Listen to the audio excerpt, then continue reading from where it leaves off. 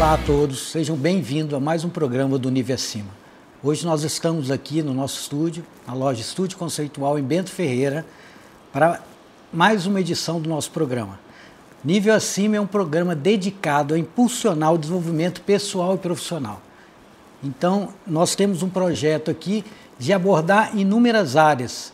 Hoje, especificamente, nós vamos falar em desenvolvimento pessoal e financeiro, mas já trouxemos pessoas do nível de gestão de empresas, artes, gastronomia, cultura. Então, vamos tratar de temas diversificados, sempre trazendo insights e provocação de pessoas que, de fato, galgaram, cresceram nas suas gestões profissionais e vão trazer, com certeza, muito substrato para que você possa se inspirar na experiência que eles tiveram. Tá? Eu me chamo Leonardo, sou médico, radiologista, sou um host do programa. Hoje, à frente da Elo e Health, que é uma empresa de teleradiologia, que eu consegui me reinventar a partir da pandemia, fazendo o que eu fazia de uma forma disruptiva e inovadora. Então, hoje eu tenho o prazer de convidar aqui para bater esse papo com a gente, Mariane Limonge, que é psicóloga, especialista em psicologia positiva, ciência e felicidade e diretora do Psicoespaço, uma das mais reconhecidas consultorias de recursos humanos do nosso estado.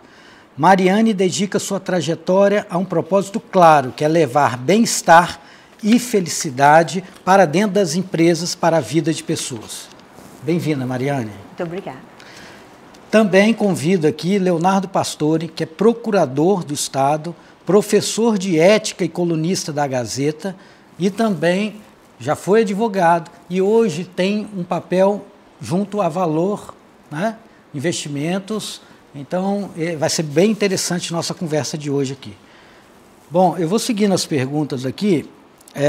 Eu queria saber, explorar a história e a experiência de vocês, entendendo o momento que o levaram a atingir esse nível acima, em suas vidas. Preparei algumas perguntas para a gente explorar. Isso aqui é só um roteiro, tá? Nada fechado, a gente pode sair deles, vocês podem me perguntar e fiquem à vontade.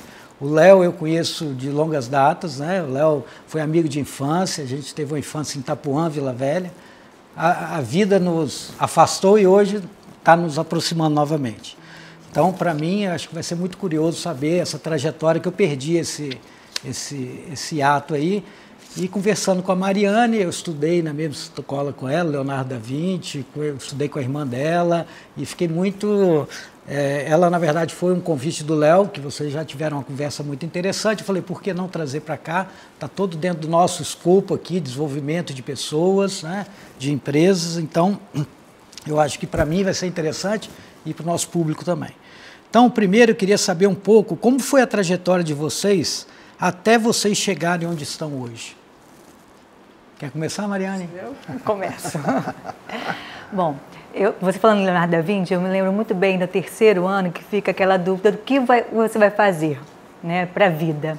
E eu lembro que havia uma pressão muito grande para eu fazer direito pela história do meu pai. Só que aquilo não batia em mim como algo certeiro. Eu falava assim, direito, eu não me via como advogada, não fazia sentido para mim. Meu desejo era já pelo lado da psicologia, pelo lado das emoções, de como lidar com essas questões internas. E eu lembro que eu fiquei nesse martírio, nessa dúvida, durante quase o terceiro ano inteiro. E no meio do ano que eu decidi, bati o martelo e falei, não, é isso que eu quero, é isso que eu vou fazer. E aí eu decidi pela psicologia. Quando eu entrei na faculdade, ao longo dos anos, eu fui realmente me certificando que era aquilo mesmo que eu queria para a minha vida. E logo no segundo ano da faculdade, eu entrei como estagiária da Psicoespaço. A Psicoespaço já estava no mercado, desde 89, ela tem esse papel de desenvolvimento de pessoas no mercado do Espírito Santo. E eu entrei como estagiária, e dali eu não saí nunca mais. Eu fui crescendo lá dentro. Em que ano, Mariana? Eu entrei em 90, como eu entrei na Psicoespaço, era 95. 95. 30 anos. 30 anos, exatamente. E dali eu fui crescendo como consultora, como analista, e até quando Maria Tereza, que é a fundadora da Psicoespaço, me convidou para ser sócia dela. E hoje eu atuo sozinha como diretora. Ok.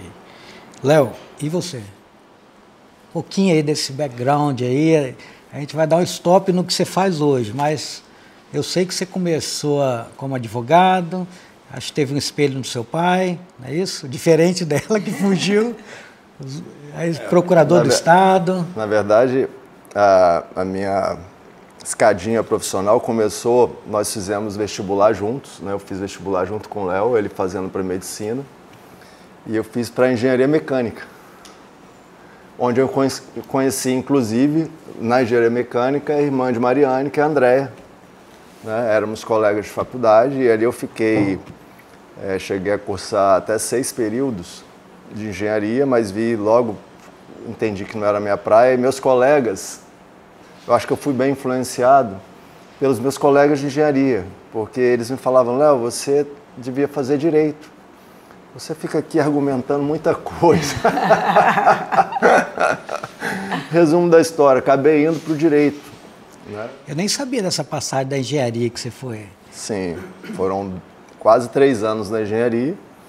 E aí, num período ali, eu acabei cursando até os 2, fui fazer direito e me encontrei dentro do direito, porque era engraçado, porque minha mãe fala que quando eu ia para a engenharia, parecia que era um boi indo para o matadouro. Eu ia contrariado. Né? E aí, quando eu cheguei na primeira aula de direito, que tinha um debate, que eu pude expor as minhas ideias, eu falei: cara, essa é a minha praia. Né? E ali me formei e atuei depois, advoguei um pouco, mas também focado em realização de concursos públicos. Né? E queria ser procurador do Estado do Espírito Santo. E aí acabei fazendo várias seleções, consegui passar em algumas. E na procuradoria eu estou há 20 anos. Fiz agora em março. E nesse meio tempo, claro que tiveram outras histórias, né, outros assuntos. Na engenharia eu dava aula de matemática. Eu dava aula de matemática com 17, 18 anos para uma turma que eu era o mais novo da turma. Numa escola pública, né, eu era aqueles professores temporários do Estado. E então, enfim, ali andando também um pouquinho ali, dando umas aulas e aprendendo um pouquinho ali, mas sempre muito curioso. Nesses últimos 20 anos eu trabalhei também no varejo, empreendi. E em algum tempo aí, nesse meio desse caminho, eu também conheci um pouco de mercado financeiro. E a vida é tão dinâmica, né? Quem diria? Mas um dia eu falei, eu cheguei em casa e eu já era procurador do Estado, né? Aí eu era cliente lá da Valor Investimentos. Né?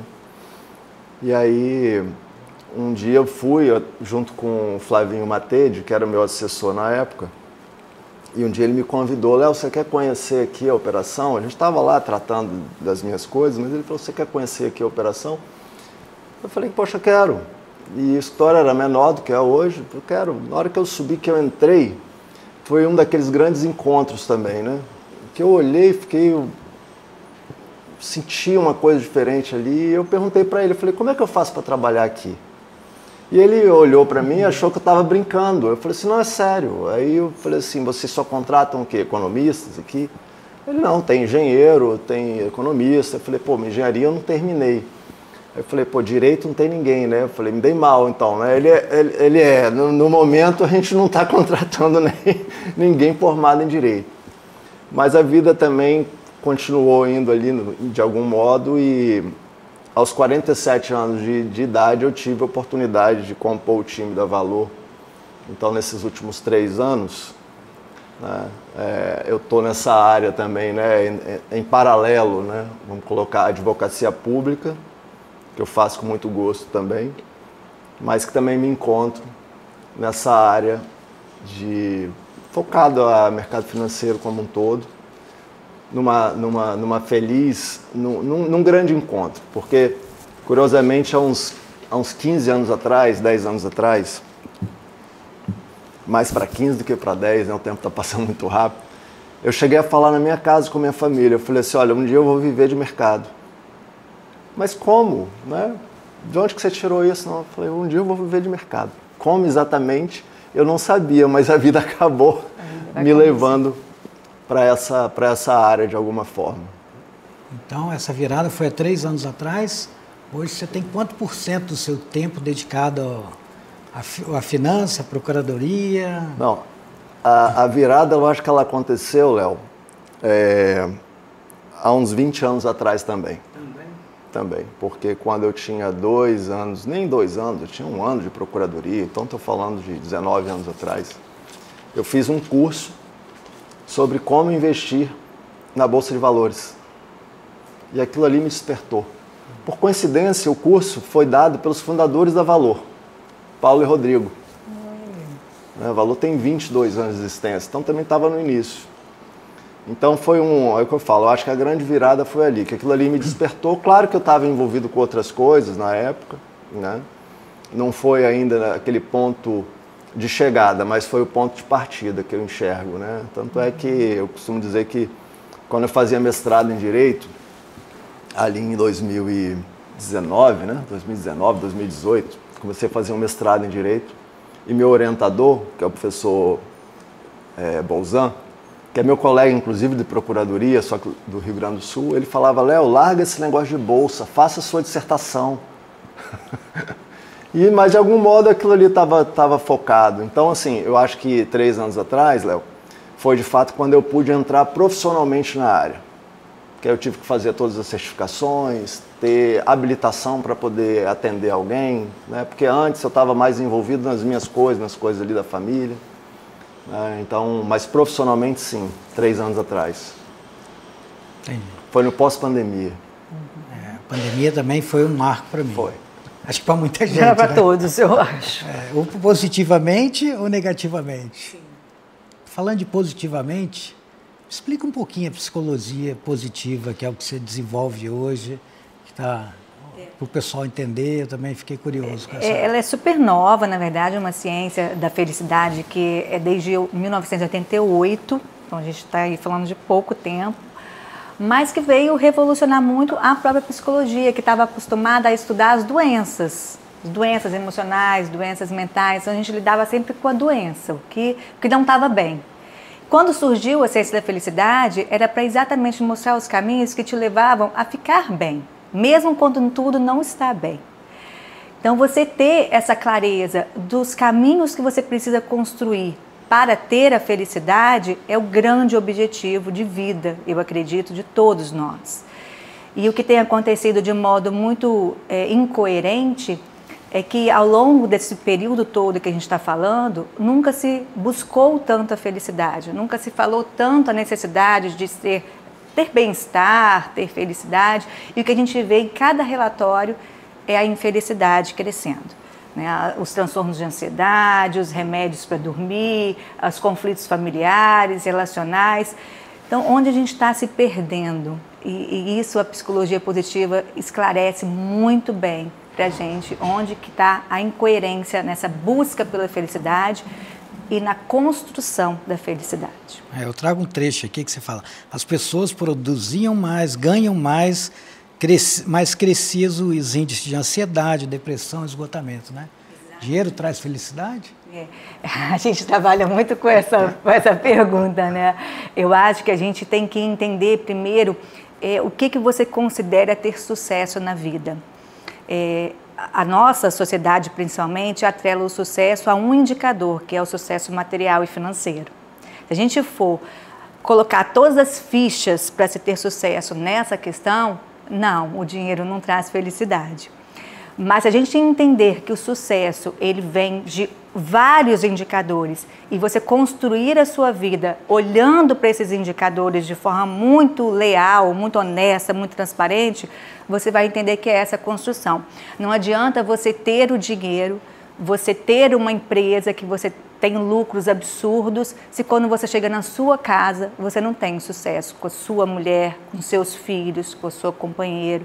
Então, entender isso. Se você tem o dinheiro, mas você não tem uma saúde física que te faz aproveitar esse dinheiro, uma saúde das relações, uma pessoa que está sempre reclamando, uma pessoa que não tem fé na vida, não tem esperança na vida. Então, esses indicadores são muito importantes quando a gente fala de felicidade. Isso hoje você consegue. O seu trabalho hoje está muito focado não só numa pessoa física que possa te procurar, hoje ele é mais dedicado a um grupo de empresários, ao desenvolvimento de empresas. Isso, na verdade hoje eu só trabalho com empresas, eu não trabalho com pessoas físicas, eu não faço atendimento. Então a gente entendeu que era necessário, e assim, cada vez mais as empresas entendem isso, que como a organização pode facilitar a construção dessa felicidade. A gente entende, se uma pessoa feliz, se uma pessoa bem, ela produz mais, a empresa tem que dar condições para que isso aconteça. Então, o que a gente faz é organizar esses líderes, essa empresa, na construção desse ambiente que proporcione isso.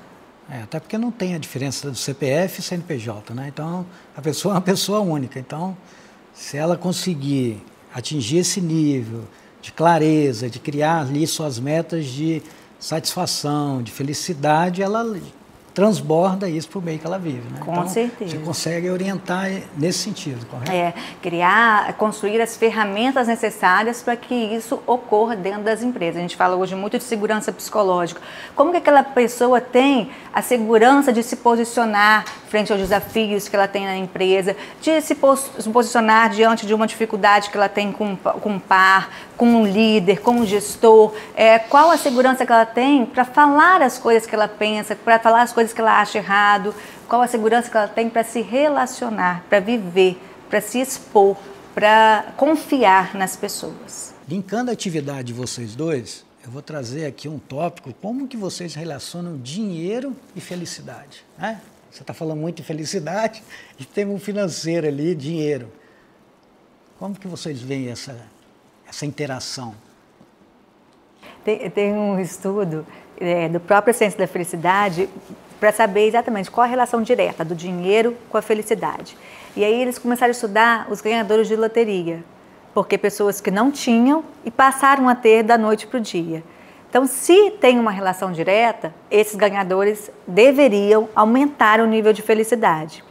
E não foi isso que aconteceu. Aumentou o nível de felicidade no primeiro ano e depois foi caindo aos mesmos níveis anteriores.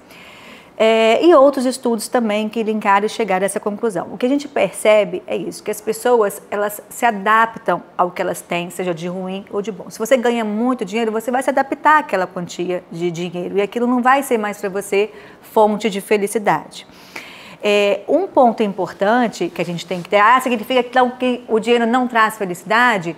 Ele traz felicidade, se você usar para os caminhos que te proporcionam essa felicidade.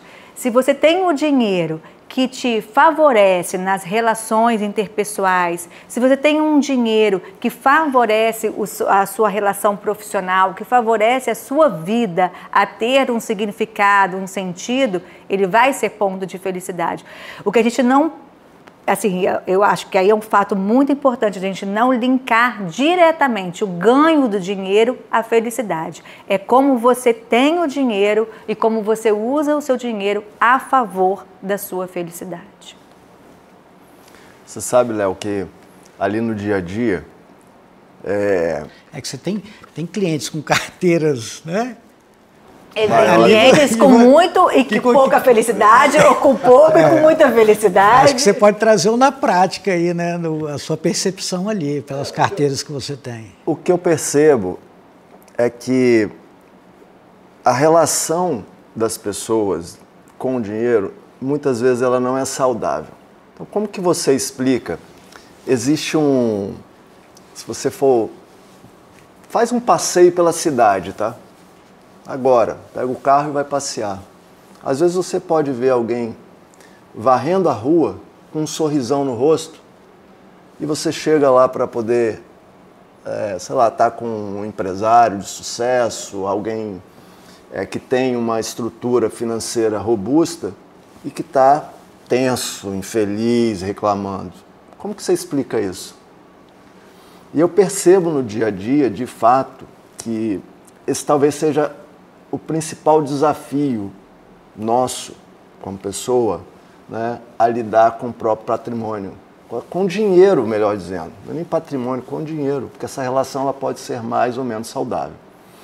Então, uma das coisas que eu tento desenvolver nas pessoas, através da educação financeira, é compreender essas nuances, porque isso vai mudar de modo muito, vamos dizer, fundamental essa relação. Ela pode se tornar uma relação mais saudável você tendo menos dinheiro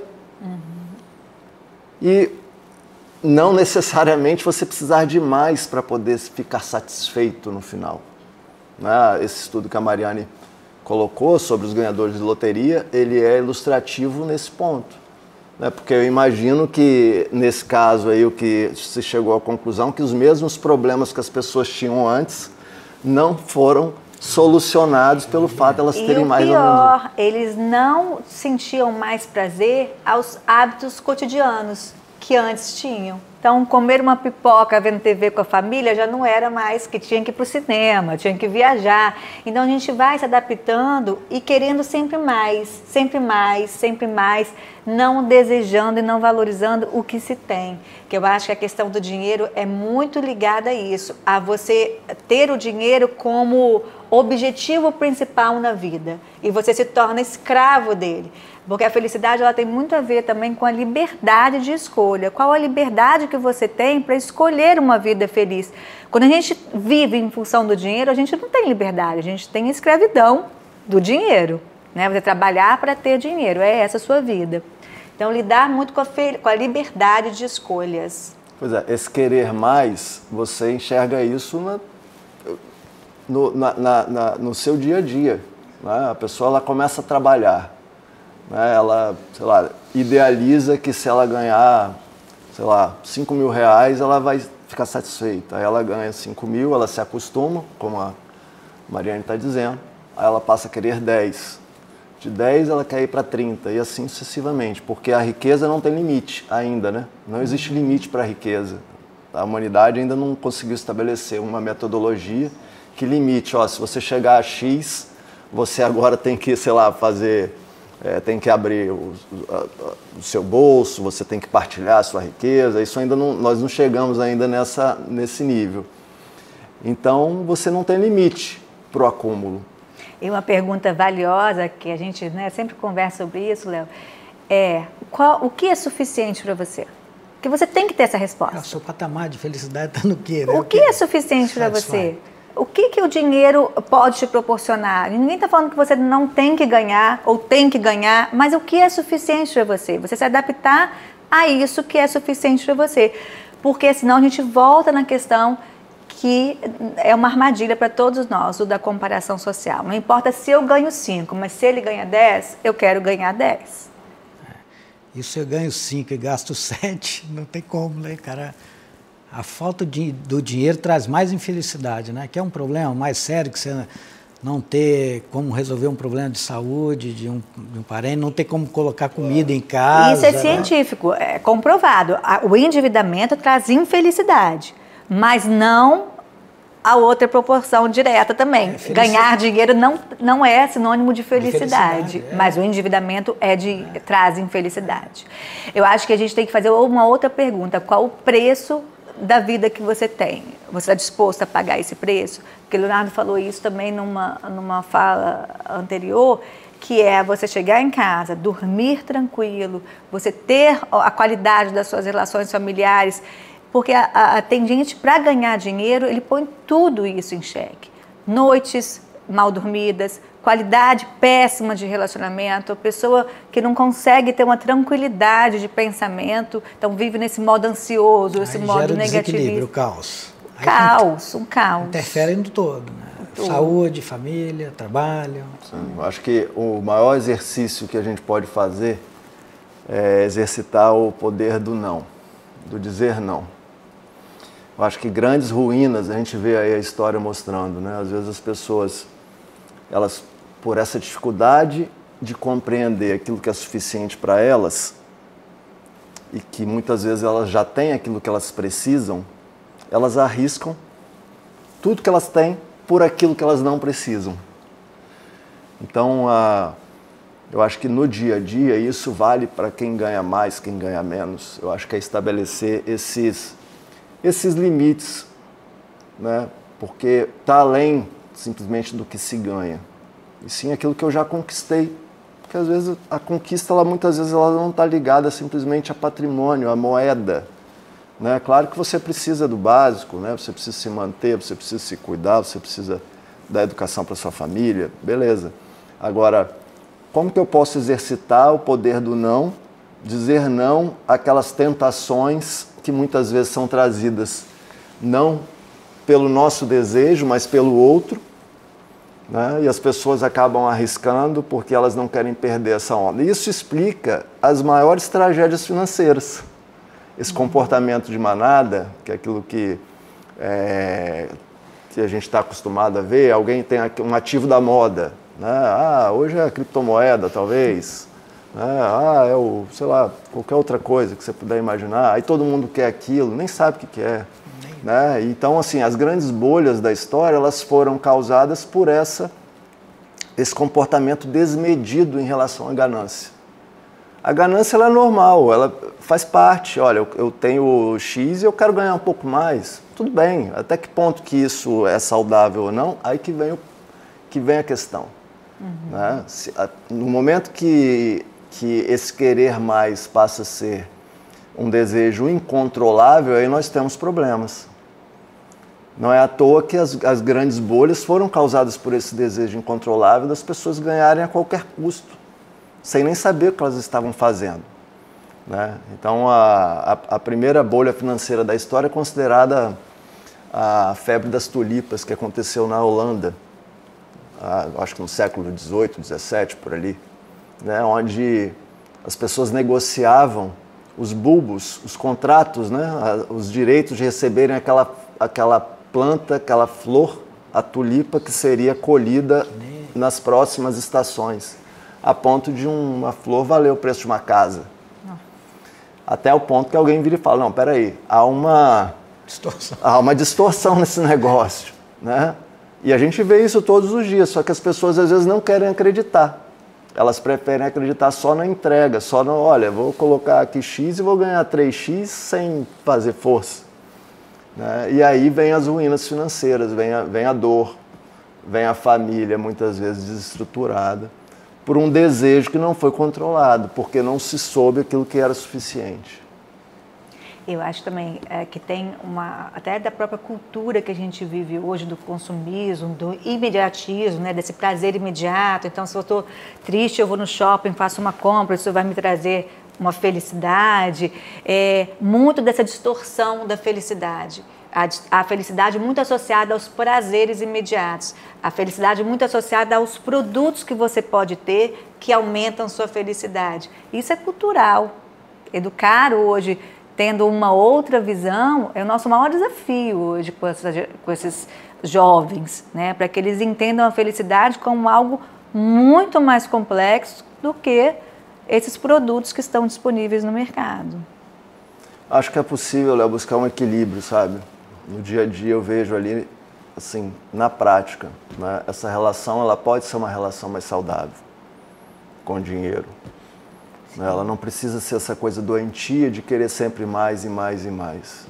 Eu acho que quando você consegue justamente casar um propósito naquilo que você pode entregar ao outro, você chega a esse ponto da felicidade que a Mariane falava agora há pouco, né? Sabe, eu não sei se vocês percebem isso que têm filhos, mas eu percebo isso na prática. Assim, o quanto é difícil hoje os jovens e crianças também desejarem algo de presente de Natal. Assim, o que você quer de Natal? Não sei. Eles não têm o desejo construído. Pela facilidade, aí a gente errou muito, né?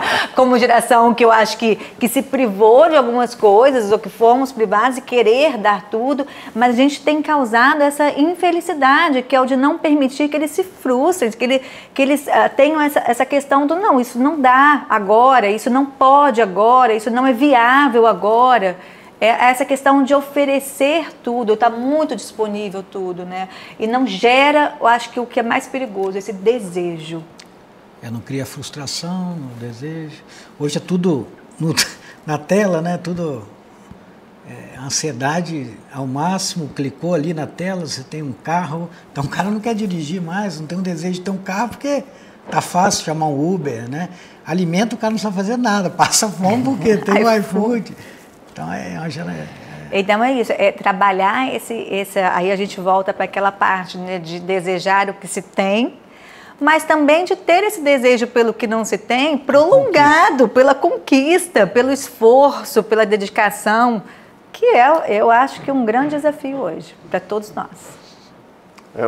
Que eu digo, né? É até um pouco contraditório eu falar isso, porque já que eu sou assessor de investimentos, o interesse seria que todo mundo levasse o máximo para lá, né? Mas eu falo, a gente tem que evitar essa corrida desenfreada, desmedida, ilimitada por dinheiro, cara, porque senão só traz frustração. Se você não colocar ali um limite, né, e ter uma relação saudável com isso, você vai encontrar dor. Vai ter um monte de zero na conta, né? Mas o que está custando, né? Exato. O que exatamente. Está custando, né? E o que eu acho que as redes sociais, Léo, atrapalham um pouco, no sentido de que vão contra isso, é que você vê muita promessa de ganho fácil. No Brasil, especialmente, que é um país que tradicionalmente se paga muito pelo dinheiro que está no banco, né, uma taxa de juros de quase 15% ao ano, significa que, olha, você sem fritar um ovo, você é remunerado 15% do seu capital por ano, sem fazer força. Ainda vem as soluções mágicas ainda, que as redes sociais trouxeram isso. Sim, se você der meia dúzia de cliques ali, você já vai encontrar alguém te oferecendo uma metodologia infalível para você ganhar dinheiro sem levantar da cama, né? A gente sabe que isso tudo... Que até isso tem em comum com a felicidade, né? Porque quando você vê também na rede social é isso, como ser feliz em 7 passos, quais os hábitos. Então, assim, eu acho que essa questão do produto, seja dinheiro, seja felicidade, ela está aí, sendo divulgada, exposta. A educação, tanto de um lado quanto de outro, é você identificar que isso não é possível. Esse acesso rápido e imediato não é uma compra, é uma construção. Exato. Tanto para ter o dinheiro a favor na sua vida, quanto para a felicidade. Sim, eu acho que é ganhar, mas ganhar com propósito. Eu acho que essa é a chave. É a chave. Porque senão, cara, é só um número a mais e que a ciência prova isso, que isso não vai entregar no final a satisfação. Traz a dor e frustração. É o sentido da carência, que é inacreditável. Às vezes eu falo com as pessoas, falam, você não tem que se preocupar com isso mais. Você já resolveu o problema dos seus netos, que ainda nem surgiram, mas você não tem que se preocupar mais com isso. Mas aquela carência permanece ali, porque está faltando um elemento no meio desse caminho. Beleza. Léo, para você aqui, imagino que você enfrenta muitos ambientes de alta pressão, né? Seja no ambiente empresarial, no público, finanças, né? Nesse o que a gente vive, essa loucura de juros. Como você faz para superar essa pressão? Como que se prepara para isso? É um bom ponto, Léo. Eu acho que é muito difícil, né? Na verdade, espera-se da gente, e dentro da fala que a Mariane acabou de colocar, entregas como se nós fôssemos quase uma verdadeira inteligência artificial, né? Tá pronto, né? Em tempos de ChatGPT, eu acho que uma amiga minha até falou outro dia, né? Léo, quantas horas tem seu dia? Eu até falei, eu gostaria que tivesse mais, mas eu acho que um modo da gente administrar bem essa pressão é administrando bem o nosso tempo. O tempo é sempre uma questão de prioridade, né? Então, talvez se você me perguntar o que está acontecendo sei lá, no mundo do Big Brother. Ainda existe Big Brother, né? Existe. Mas ainda está acontecendo, não sei se não, já acabou. Acabou. Se você me perguntar isso, eu não vou saber, de fato, sabe? Então, eu acho que é realmente focando naquilo que é importante, né? Porque o seu dia ele está dividido em várias caixinhas, né? Então, eu acredito muito nisso que a Mariane acabou de falar. A gente tem que estar bem organizado para que uma coisa não descompense a outra. Não adiantaria eu entregar um resultado maravilhoso no trabalho se ao mesmo tempo eu não pudesse estar com os meus filhos, não é? Então a forma que eu acredito que eu busco na hora de conseguir fazer essas entregas é buscar um equilíbrio. Trabalho, saúde, família. Sim, uma vida equilibrada, né? Nós somos muito cobrados, né? Mas eu acho que as pessoas que a gente se relaciona também precisam entender isso. Né? Igual você me pergunta, essa bagunça, né, de juros alto, isso, aquilo, tudo bem, mas eu não posso também trazer para mim essa responsabilidade. Até porque você não vai conseguir mudar isso, né? Não vou conseguir. Talvez eu consiga mudar a sua percepção disso, né? Eu acho que o papel nosso como profissional é esse, né? Não adianta um gestor público querer me exigir que eu rasgue uma lei para fazer aquilo que ele quer. Não dá, mas talvez eu possa ajudá-lo a compreender as limitações, né, que ele tem, e de modo que ele também possa entregar melhor dentro das regras do jogo. Né? Na área de finanças é a mesma coisa. Não adianta você esperar um resultado maravilhoso se você não quer correr risco. Né? E o contrário também é verdadeiro. Se você não quer correr risco, a gente tem que se contentar, muitas vezes, com um resultado mediano, né? Mas às vezes é o melhor para você. Então, acho que é por aí, é buscar esse equilíbrio. E você sabe que saiu uma pesquisa recente de mercado de trabalho, porque a gente ouve muito a dificuldade de encontrar profissionais hoje para diversas áreas. E o que a gente de consultoria percebe é que as empresas não estão preparadas também para receber as pessoas hoje no mercado. Uma pesquisa mostra que o que eles mais buscam hoje, dois pontos assim principais. Um é a questão dos benefícios, do que essa empresa proporciona de bem-estar para ele, em termos de benefícios mesmo, que são práticos ali, concretos. Mas o segundo é o quanto essa empresa proporciona essa qualidade de vida. Esse equilíbrio entre vida pessoal e profissional. E aí vem várias coisas, né? Quanto ela está perto de casa, o quanto o horário é flexível, o quanto eu posso trabalhar de forma híbrida. Mas hoje o que a gente percebe é que as empresas ainda funcionam de uma forma muito rígida, então não está havendo esse casamento. Esse negócio do chefe não existe, né? Não. Hoje o cara tem que ter um líder mesmo de verdade. Acho que ele tem que achar o propósito de todo mundo, né? Eu falo muito isso e levo isso muito para dentro da Elo, né?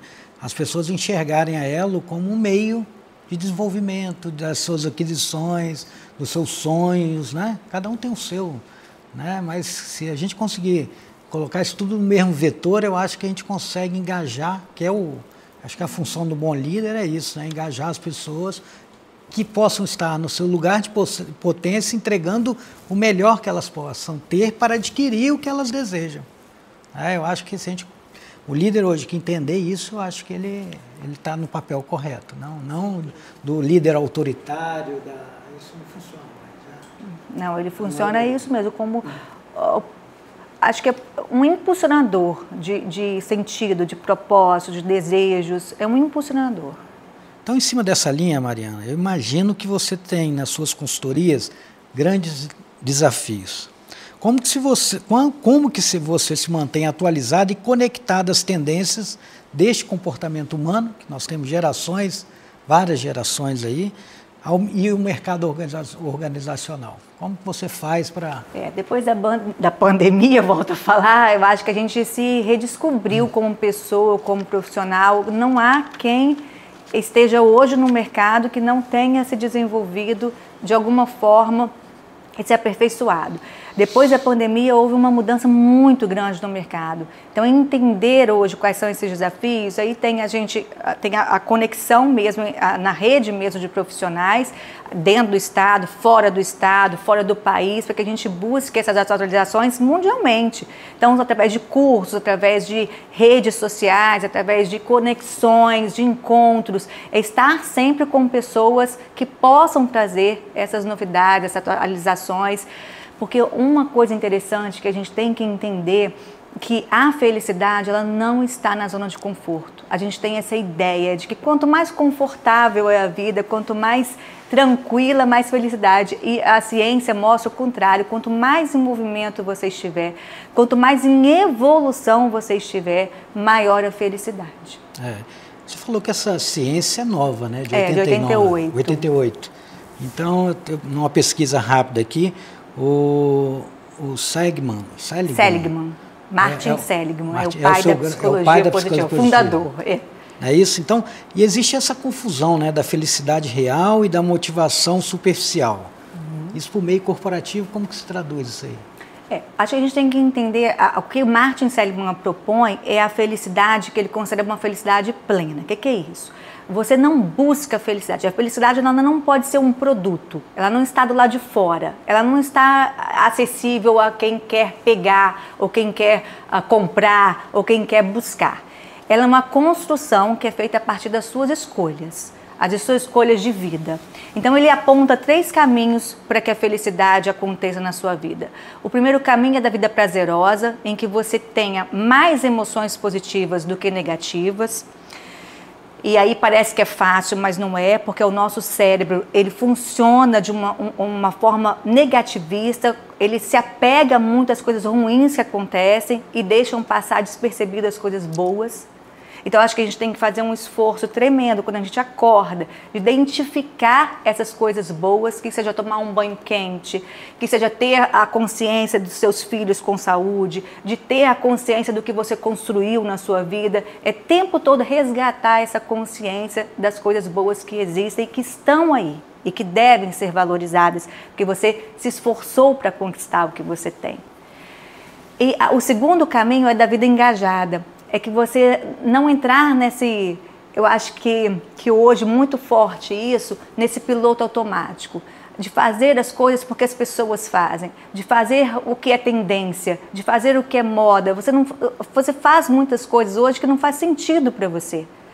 E você não consegue ter esse engajamento, essa motivação interna, que é um dos caminhos da felicidade. E ele fecha com o terceiro, que eu acho que talvez seja o mais importante, que é a vida significativa. É quando você descobre o que faz sentido para você e quando você ajuda com a sua felicidade a atingir a felicidade dos outros. Legal. Bem provocante. Parece fácil, mas não é. É desafiador. E tem 2 empecilhos assim, que são fortíssimos para que isso não aconteça. Um é a comparação social, que hoje é tremenda. Né? Todo mundo se tudo que faz com que você não siga a sua verdade, o que é felicidade para você, o que é sucesso para você se baseia na vida dos outros. E o outro é essa adaptação ao prazer. A gente se adapta muito fácil ao prazer. Então você quer muito comprar uma casa, você compra essa casa, depois de 2 meses essa casa é como se já não tivesse o mesmo valor, o mesmo significado. Assim é com o carro, assim é com o brinquedo, com as crianças. Então, o que chama na psicologia positiva de savoring, é você conseguir saborear as coisas que você tem, desejar o que se tem, e não simplesmente desejar o que não se tem. Bem legal. Léo, para você aqui, como foi conciliar a sua técnica do direito com a agilidade e a tomada de decisão no mercado financeiro? Você que vem com essa bagagem aí multifacetada, como que uma coisa ajuda a outra? Léo, eu acho que, de fato, uma coisa está ligada à outra. Não é? Porque quando você imagina que... O direito ele tem as faces que talvez seja o direito que a gente conhece do dia a dia, é o direito de resolver um problema com o vizinho, um casal se separar, alguma coisa parar na justiça. É uma coisa mais formal. Mas no fundo, o direito está ligado à tomada de decisões entre fazer aquilo que é o certo e aquilo que é considerado não certo. Por uma coincidência, eu dou aula numa pós lá na Procuradoria do Estado, na nossa escola, sobre ética, né? Ética no serviço público. E a pergunta sempre é, o que é fazer o ético? O que é o correto? Né? Já que isso envolve muitas vezes conceitos fluidos. Então, quando você pensa de que modo que o direito ele caminha junto com a área de finanças, basicamente é na tomada de decisões. Às vezes não adianta a gente ficar muito preocupado, eu falo sempre, né, com os meus clientes, eu falo, olha, vamos esquecer um pouco a taxa do banco, que isso daí é o mínimo do mínimo, mas às vezes é melhor a gente se preocupar com aquilo que está por trás da taxa. Por que você está recebendo aquilo? Né? Ou se você abrir, vamos dizer, às vezes a gente está ali, né, quem é focado, né, está habituado em assuntos de mercado financeiro, eles têm sempre as referências, né? Minha carteira bateu tantos por cento do CDI, né? Recebi tantos por cento de juros nesse mês. Aí eu falo sempre, às vezes é melhor receber menos 1% ao ano e você ter o seu patrimônio blindado do ponto de vista sucessório, de um cuidado na sua empresa, que vai te trazer para evitar uma dor de cabeça muito maior, né, do que a gente ficar, às vezes, focado, às vezes, naquele ganho imediato, sem tomar cuidado com questões, vamos dizer, com ferramentas jurídicas que vão te ajudar ao longo desse caminho para poder chegar naquelas conquistas que são muito maiores do que simplesmente o dinheiro. Sim. Então, em outras palavras, eu falo, olha, não adianta eu te entregar um resultado maravilhoso na sua carteira e, ao mesmo tempo, um travesseiro pesado. Se você ficar com medo para onde que vai, para onde que vem, se vem uma medida do governo, se não vem, se seu patrimônio está protegido, se não está, uma coisa eu acho que tem que andar junto com a outra. Não? Isso. Mariane, você aprofundou, né, na psicologia positiva e no momento em que percebeu que mais dinheiro e sucesso não significavam mais, notariamente, bem-estar ali. Como o trabalho de Martin Seligman te ajudou a entender isso? Nossa, assim, esse encontro meu com a psicologia positiva acho que mudou a minha vida, assim, mudou o meu olhar, mudou a minha vida. Ele ajuda nesse sentido, que eu entendo hoje que não tem como fazer essas divisões que muito tempo a gente foi programado para fazer, a vida profissional, vida pessoal, vida familiar, vida parará, é tudo junto. Se você tiver, a gente fala tanto de soft skills, né, hoje, o que são as soft skills, essas habilidades emocionais? Porque se você tiver zoado, vai estar tudo zoado. A sua entrega vai estar zoada, a sua produtividade vai estar zoada. Então, entender que essa construção é baseada nas escolhas que você faz diariamente. O Aristóteles fala uma frase que isso tem assim, sido meu lema. A felicidade não é para inertes, a felicidade é para seres ativos. Seres ativos que constroem todo dia através da sua escolha estar feliz, ser feliz e proporcionar a felicidade para quem está com você. Isso aí. Léo, qual foi o impacto na mudança de carreira e a conciliação entre as suas duas áreas na sua vida profissional? Pessoal, desculpa. Você sabe que o primeiro impacto, Léo, que eu diria que é muito potente é a gente perceber que o jogo ele nunca termina. E eu falo isso assim porque a minha guinada para o mercado, ela me trouxe uma jovialidade. Falo para todo mundo que quando eu comecei, naquele instante que eu estava ali, nos primeiros dias trabalhando certificado como profissional de mercado, eu não conseguia esconder a minha satisfação. Foi como realizar um grande sonho. Aquilo ali, assim, as pessoas me viam, elas não sabiam, até porque eu não quis falar logo no início, né? Eu deixei uma coisa meio que no ar, mas assim, eu não conseguia esconder minha felicidade de estar realizando porque quando eu falo assim é inacreditável. Aqui não vai dar para falar tudo, mas eu sei o que aconteceu até para chegar ali, né? Então, acho que primeiro trouxe essa satisfação pessoal, íntima para mim, de que, olha, você pode, é possível fazer, né? Eu não tenho que ficar casado com a minha escolha profissional que eu fiz lá aos 20 anos, eu posso fazer uma outra coisa. Eu acho que a pandemia trouxe isso, né? Tipo, eu posso trazer uma satisfação maior, eu posso inovar, eu posso sair um pouco da caixinha. Então isso me trouxe uma satisfação pessoal, íntima, que eu quero dizer, Leonardo com Leonardo, muito grande. Agora, é claro que isso tem um preço, né? E, como eu falava agora há pouco, a dificuldade na vida é a gente conseguir equilíbrio. Nos primeiros dias, Léo, nas primeiras semanas, que eu estava acostumado a ter muito mais contato, eu tenho filhos pequenos, então naturalmente eu tenho uma demanda grande deles, né? Então no início teve sim um choque, né? Um choque daquele, olha, eu vou ter que fazer no mesmo dia, eu vou ter que tomar agora 2 profissões, né? Então eu vou ter que me organizar aqui, né? E muita coisa eu tive que sacrificar com eles, mas ao mesmo tempo, apesar daquele incômodo inicial, isso acabou me trazendo também uma satisfação também grande na vida pessoal, porque eu passei a ter um tempo maior de qualidade, por incrível que pareça. Antes eu tinha mais tempo quantitativo, agora eu acho que eu tenho mais tempo qualitativo.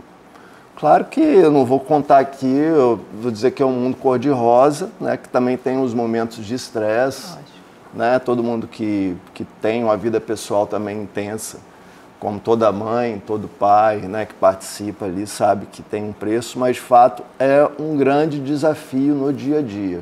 Porque ainda por cima, no ano passado, eu tive a grata satisfação de poder participar do corpo de colunistas da Gazeta. Então isso, quando me surgiu essa oportunidade, eu já gostava de escrever, eu tenho uma história de escrever já antiga, e aí surgiu a oportunidade ainda de absorver essa demanda. Que, olha, você quer escrever ali, né, 2 vezes por mês em a Gazeta sobre dinheiro? Eu falei, sim, quero. Aí minha mulher perguntou, que hora você vai fazer isso, Leonardo? Vai sacrificar mais o tempo da família. Eu cheguei um dia em casa e falei assim, tem uma novidade. O que é? A gente vai viajar para algum lugar? Não, agora eu estou arrumando um outro negócio para fazer. Terceiro ofício. Que eu vou virar colunista. Ah, tá ótimo. E que hora você vai fazer isso? Você vai fazer através de quê? De ChatGPT? Eu nem sabia o que era isso, para ser bem franco.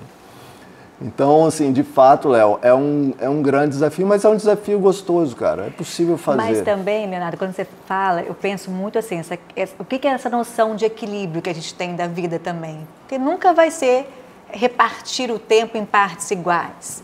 Mas é você olhar para a sua vida e ver a distribuição do seu tempo e faz sentido para você. Faz sentido para você o que você faz hoje. É isso que é o equilíbrio. Porque você fala assim, eu vou ter o mesmo tempo com os meus filhos que eu tenho numa profissão. Não vai ter. A profissão exige da gente mais tempo em algumas fases da vida. Mas você olhar para essa distribuição da sua vida e estar contente com o que você vê, o que faz sentido para você, é isso que é equilíbrio. Eu acho que esse ponto, Mariane, quando a gente percebe, eu acho que é isso que é o nosso combustível. Acho que o combustível nosso não é dinheiro. Outro dia até gravei um Reels, né?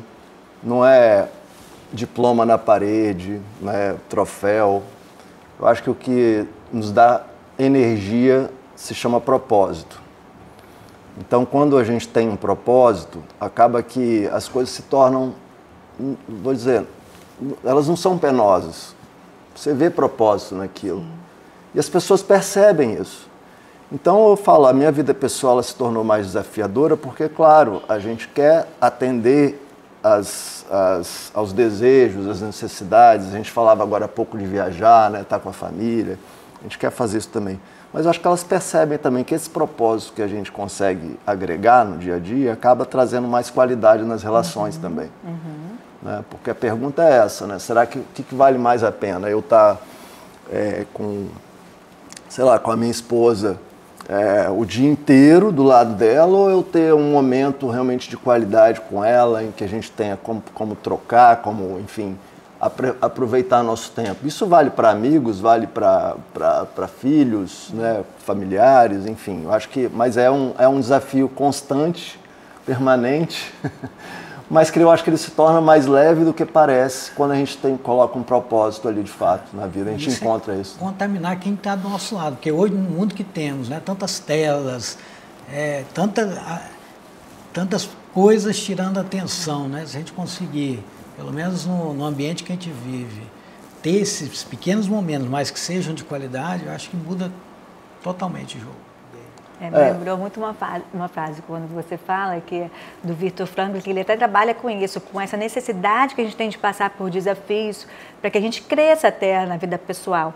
E ele fala, a gente aguenta o como quando a gente tem um porquê. Sim. Né? Você aguenta os como você vai passar por isso, como você vai trabalhar, como você vai distribuir seu tempo, como você vai sacrificar, quando você tem um porquê que te leva a tudo isso. Agora, quando não tem esse porquê, não vai. As pessoas sem propósito, eu acho que estão muito perdidas, né? Então, aí entra naquela questão da vida sem engajamento, né? No piloto automático, sem sentido, sem engajamento. Uma pessoa sem ambição, não estou falando ganância, né? Ambição de Sim. conquistar algo, né? Sim. Seja algo que você falou, a felicidade não está naquele estereótipo ali da ostentação, de viver a vida dos outros. Tem muitas pessoas que a gente conhece que são uma no Instagram, a gente conhece a pessoa pelo outro lado. Uma vida incoerente, né? Total. Uhum. Acho que a maturidade, Léo, ela acaba trazendo também para nós essa liberdade de escolher. Você fazer suas próprias escolhas. A ponto de você, de fato, a Mariane falou agora há pouco, sobre determinar o que é importante para mim. E nessas comparações sociais que a gente fica fazendo o tempo todo, a gente acaba se cobrando. Então acho que a maturidade traz isso também, de você poder fazer suas escolhas. Entendeu? Olha, o Léo, a Mariane, outra pessoa, pode adorar aquilo ali, mas isso ali não é para mim. Saber dizer não, né? Saber dizer não. Exato. Eu acredito muito na maturidade como exatamente isso que você fala, como você se conhecer, saber o que você quer e o que você também não quer na vida, né? Porque a maturidade está nisso, de você poder identificar e falar, não, isso não é para mim, isso é para outra pessoa, mas não é o que eu quero. Sim. É isso aí. Mariane, então dentro dessa linha, o que você faz no seu dia a dia que mantém você centrada e evoluindo como pessoa? Nem todo dia. Pode ser uma prática simples ou um hábito não negociável. Então, o que é? Nossa, eu tenho vários hábitos inegociáveis, mas uma questão que eu trabalho muito assim com os meus filhos e comigo é cortar o hábito da reclamação. Eu acho que negativismo, né? A reclamação te leva para um estado de não tem nada a fazer. Você aceita aquilo como algo imposto e ok. Eu falo que a diferença do pessimista e o otimista não é nem pensar negativo ou pensar positivo, é porque o otimista acredita que sempre há algo a fazer quando um fato aparece para você que não é legal. O pessimista, ele vai sempre, não tem nada a fazer, é assim mesmo e acabou. Então, a reclamação ela é muito fadada a você aceitar aquela situação e não fazer nada para mudar. Então, eu acredito muito, eu tenho uma esperança, uma fé na vida que é enorme de que a gente é capaz de mudar as situações que aparecem. Assim, para mim é uma equação muito simples. Dor não é igual ao sofrimento. A gente tem dores na vida, todos nós temos. A psicologia positiva nunca vai falar que é possível zerar as emoções negativas, porque elas fazem parte da nossa vida, da nossa humanidade. Mas a dor, ela se torna sofrimento quando você resiste a essa dor. Quando você aceita a dor e se mobiliza para a mudança, ela é crescimento. Então, hoje, para mim, o que é hábito inegociável é olhar o que eu posso fazer para mudar essa situação que hoje não está favorável. Esse pensamento. Legal. Bom, a gente está caminhando para o final. Eu gostaria que vocês agora deixasse uma fala, um insight, uma frase que te inspirou ou uma história que mudou a trajetória de vocês. Vai, Léo. Nossa, cara. Vai, Léo. Mas você que vai ter que pensar sobre isso. Eu finalizo com a minha frase que foi dita que é a minha favorita. A felicidade não é para inertes, é para seres ativos. Então, ao acordar todo dia, perguntar o que hoje eu posso fazer para construir a minha felicidade. Acho que isso torna a sua vida de uma maneira muito mais leve, muito mais favorável para que coisas boas aconteçam.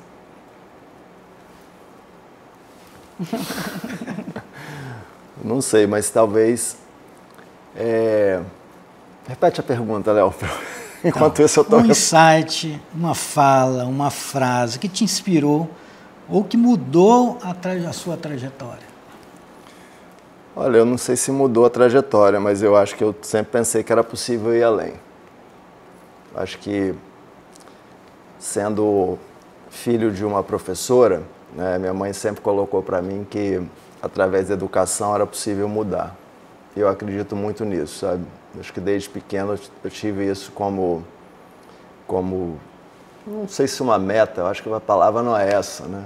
Mas assim, eu sempre acreditei que eu poderia trilhar caminhos diversos, né? Então, com essa ideia, eu não sou limitado àquilo que eu tenho hoje. E eu estou falando não é em relação ao patrimônio, nem a dinheiro não, tá, gente? Mas eu acho que é possível ir além. É possível impactar alguém de modo positivo. É possível a gente sair de um ambiente deixando as pessoas melhores do que elas estavam antes da gente chegar. Então, acho que é esse o dia a dia. Não sei se eu respondi sua pergunta. Acho que total. Faz até sentido a uma outra pergunta que eu tinha aqui, que é o significado do nível acima para você. Mais ou menos, acredito que é isso aí, é essa busca, né? Você pode me responder o que significa nível acima para você? Nível acima para mim talvez seja tentar enxergar aquilo que as pessoas não veem. Tentar te impactar, talvez te chamar a atenção para algo que está do seu lado e que você não está enxergando. E eu vejo isso no meu dia a dia, sabe, Léo? De tentar ter entregas que de fato possam surpreender a si próprio, né? Mas também aos outros. Mas focado nessa ideia de deixar as pessoas melhores. Com certeza você transborda aí felicidade. Com certeza. Né? Para você, Mariana. Nível acima para mim é esse constante movimento. É você estar em evolução. Não digo em um indicador só, mas a evolução na vida. É você entender o que o Léo falou muito bem, que é possível ir além, eu abrir esse olhar para tudo que a vida te... A vida faz um convite maravilhoso para a gente todo dia, mas a gente se nega muitas vezes para essa felicidade que já existe e que a gente não aceita. Então, é essa evolução, esse constante movimento para você aceitar uma vida feliz. Então, cada um na sua, né, você na psicologia, o Léo na advocacia, financeiro, conseguem fazer isso. Então, é esse o recado que a gente gostaria mesmo que vocês entregaram aqui, trouxeram os seus insights. Só que o público precisa conhecer onde vocês estão. Onde que eu localizo Mariane Limonge e para você, Léo? Onde que o público... Você pode contaminar, você pode dividir isso que você faz, Mariane da mesma forma. É o momento de vocês estarem se apresentando ao público aqui. Acho que hoje, né, nessa forma que a gente está digital, o melhor caminho é o Instagram.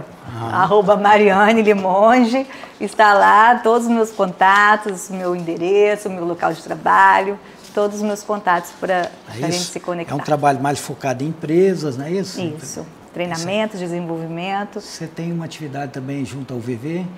A gente dá aula para o curso de MBA, pós-graduação, gestão de pessoas. E você, Léo, onde que o público se te encontra? Instagram, curiosamente, por muito tempo eu resisti, né, a ir para o Instagram. Mas quando eu fazia mestrado, uma colega minha falou assim, isso é uma nova forma de você se relacionar com as pessoas, não adianta. Então, aí criei ali. E o meu era fechado até uns 2 meses atrás, Mariane. Aí falaram, não, tem que ser aberto. Então, Léo, conteúdo de educação financeira, para quem gosta de ler, quinzenalmente está lá em A Gazeta. Tem lá um espaço, sai logo na capa de A Gazeta. mas também tem lá no Instagram, né, o Léo Pastore _, acho que é isso. E aí eu estou sempre ali na Valor, ou então também estou resolvendo as questões lá na Procuradoria do Estado. É isso aí.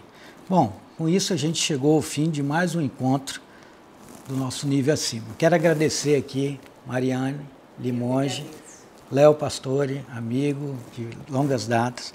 Né? Espero que com a história deles, insights, tenham criado provocações no nosso público aqui, tá certo? São histórias assim que engrandecem muita gente. Poxa, muito obrigado pela contribuição. E você, nosso ouvinte, muito obrigado por nos acompanhar. Se você gostou desse episódio, sentiu inspirado, provocado, não deixe de se inscrever nos nossos canais de divulgação e compartilhar com seus amigos. Juntos, nós podemos construir uma comunidade de pessoas que buscam crescimento contínuo e um impacto positivo no mundo. Nos vemos nos nossos próximos encontros. Muito obrigado. Obrigado. Obrigada.